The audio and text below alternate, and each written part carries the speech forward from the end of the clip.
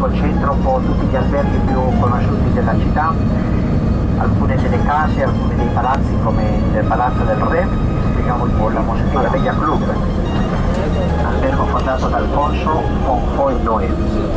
Questo albergo si dentro la casa Gelati a Marbella.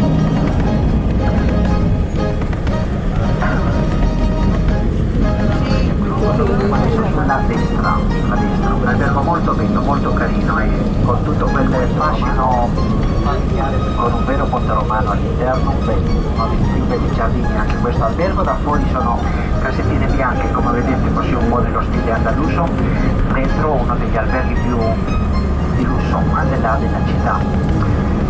Il ponte romano è tutto un simbolo, anche a Marbella sono da fuori così, architettura un po' andalusa, e poi si entra qui, questa è l'entrata, vedete qui a destra, dopo c'è un giardino bellissimo che scende giù fino al mare, e dove c'è una bellissima spiaggia dell'hotel Marbella Club.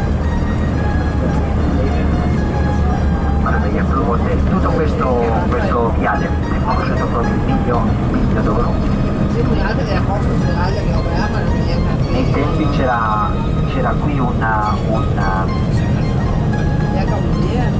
banca molto pretenziosa, che era la Ares Bank Rosso, e questo qui l'antico Ares Bank è adesso abbandonato, adesso vedete il palazzo a destra di quello che era già un po' di anni fa la banca araba spagnola Ares Bank.